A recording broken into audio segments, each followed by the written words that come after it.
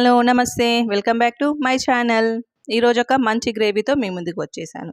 అలాగే ఈ గ్రేవీలో నేను ఒక సీక్రెట్ మసాలాని యాడ్ చేస్తున్నాను. అదేంటో తెలుసుకోవాలంటే ఈ వీడియోని ఎక్కడ స్కిప్ చేయకుండా ఎండ్ వరకు చూసేయండి. అలాగే నార్త్ ఇండియన్స్ ఈ రాజ్మాని ఎక్కువగా తింటూ ఉంటారు. ఇంకా లేట్ చేయకుండా వీడియోలోకి వెళ్ళిపోదాం. Let's get started. ముందుగా నేను ఇక్కడ 2 గ్లాసుల వరకు కూడా రాజ్మాని ఇలా శుభ్రంగా కడిగేసుకొని ముందు రోజు నైటే నానబెట్టేసుకున్నాను. ఇలా బాగా నానితేనే మనకు కుక్కర్లో ఉడకబెట్టుకుంటే మెత్తగా ఉడికిపోతుంది. ఇప్పుడు దీన్ని శుభ్రంగా కడిగేసుకొని కుక్కర్లో వేసుకుంటున్నాను. కుక్కర్లో వేసేసుకొని దీనికి సరిపడా వాటర్ని వేస్తున్నాను. అలాగే నేను ఇక్కడ కొద్దిగా సాల్ట్ని కూడా యాడ్ చేస్తున్నాను. సాల్ట్ వేసేసి కుక్కర్ మూత పెట్టేసుకొని స్టవ్ ఆన్ చేసి స్టవ్ మీద ఒక 7 నుండి 8 విజిల్స్ వచ్చేంత వరకు కూడా మనము రాజ్మాని ఉడికించుకోవాలి. సుమారుగా 7-8 విజిల్స్ వచ్చిన తర్వాత స్టవ్ ఆఫ్ చేసేసి మనము ప్రెషర్ కుక్కర్లోని ప్రెషర్ అంతా పోయిన తర్వాత ఇలా కుక్కర్ మూత తీసేస్తే మనకు రాజ్మా అనేది ఇలా మెత్తగా ఉడికిపోయింది. ఇప్పుడు ఈ కర్రీలోకి ఆనియన్స్ని కట్ చేసుకుంటున్నాను. నేను ఇక్కడ 3 మీడియం సైజు ఆనియన్స్ని తీసుకొని ఇలా ఫైన్గా చాప్ చేసుకుంటున్నాను. అలాగే 3 నుండి 4 బాగా పండిన టమాటాలని తీసుకొని ఇలా ఫైన్గా చాప్ చేసుకొని పెట్టుకుంటున్నాను. ఇప్పుడు స్టవ్ ఆన్ చేసి స్టవ్ మీద గిన్నెని పెట్టుకున్నాను. ప్యాన్ హీట్ అయిన తర్వాత ఇందులో 2 నుండి 3 స్పూన్ల వరకు కూడా ఆయిల్ని యాడ్ చేస్తున్నాను. ఆయిల్ హీట్ అయిన తర్వాత ఇందులో పోపు దినుసులు వేసుకోవాలి. ఆ తర్వాత మనం ముందుగా చాప్ చేసి పెట్టుకున్న ఆనియన్స్ని వేస్తున్నాను. ఆనియన్స్ వేసి మంచిగా కలిపేసుకొని గోల్డెన్ కలర్ వచ్చేంత వరకు కూడా మీడియం ఫ్లేమ్లో ఫ్రై చేసుకోవాలి. సుమారుగా 2-3 నిమిషాల తర్వాత నాకు ఇక్కడ ఆనియన్స్ అనేవి గోల్డెన్ కలర్లోకి వచ్చాయి. ఇప్పుడు ఇందులో 1/2 టీ స్పూన్ పసుపుని అలాగే 1 స్పూన్ అల్లం వెల్లుల్లి పేస్ట్ని వేస్తున్నాను. వీటిని వేసి మంచిగా ఫ్రై చేసుకోవాలి. వీటిని వేసి బాగా కలిపేసుకొని మరొక నిమిషం పాటు ఫ్రై చేసుకోవాలి. ఇప్పుడు ఇందులో మనం ముందుగానే కట్ చేసి పెట్టుకున్న టమాటో ముక్కల్ని యాడ్ చేస్తున్నాను. టమాటో ముక్కలు కూడా వేసి బాగా కలిపేసుకొని మూత పెట్టేసుకొని ఈ టమాటాలు బాగా మెత్తగా అయ్యేంత వరకు కూడా మధ్య మధ్యలో కలుపుతూ మనం ఫ్రై చేసుకోవాలి. ఇప్పుడు మనము రాజ్మాలో నుండి ఈ రాజ్మాని అంతా కూడా వేరొక ప్లేట్లోకి తీసుకుంటున్నాను. అలాగే ఒక 10% రాజ్మాని ఇలా స్మాషర్తో మెత్తగా మెదిపేసుకుంటున్నాను. ఇలా మెదిపేసుకోవడం వల్ల మనకు గ్రేవీ అనేది మంచిగా చిక్కగా వస్తుంది అండ్ టేస్ట్ కూడా బాగుంటుంది.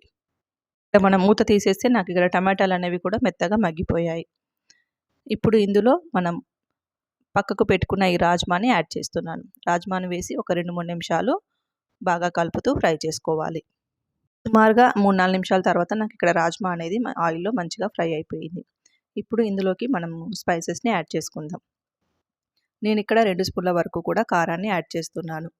అలాగే మనం ముందుగానే ఉడకపెట్టేటప్పుడు సాల్ట్ వేసాం కాబట్టి కాస్త చూసుకొని సాల్ట్ని యాడ్ చేసుకోవాలి. నేను ఇక్కడ 1 స్పూన్ వరకు కూడా సాల్ట్ని వేశాను. అలాగే 2 స్పూన్ల వరకు కూడా ధనియా పౌడర్ని అలాగే 1/2 టీ స్పూన్ గరం మసాలాని వేశాను. వీటిని వేసి మంచిగా కలుపుకొని మరొక 2-3 నిమిషాలు ఫ్రై చేసుకోవాలి. ఇప్పుడు ఇందులో మన సీక్రెట్ మసాలా అన్నాను కదా, అదే అండి చోలే మసాలా. చోలే మసాలాని కూడా ఒక 2 స్పూన్ల వరకు కూడా యాడ్ చేస్తున్నాను. దీనిని వేస్తే మనకు టేస్ట్ అనేది బాగుంటుంది. ఈ మసాలా వేసి బాగా కలిపేసుకొని మరొక నిమిషం పాటు మంచిగా కలుపుతూ ఫ్రై చేసుకోవాలి.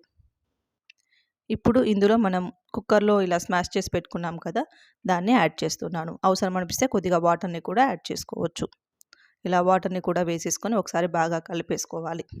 ఈ స్టేజ్లో మీరు కావాలంటే టేస్ట్ ఒకసారి చెక్ చేసుకొని సాల్ట్ అంతా కూడా సరిపోయిందో లేదో చెక్ చేసుకొని అవసరం అనిపిస్తే యాడ్ చేసుకోవచ్చు.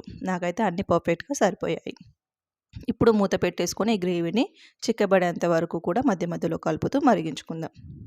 సుమారుగా 4-5 నిమిషాల తర్వాత మూత తీసేస్తే నాకు ఇక్కడ ఆయిల్ అనేది పైకి తేలుతూ గ్రేవీ అనేది చిక్కబడుతుంది.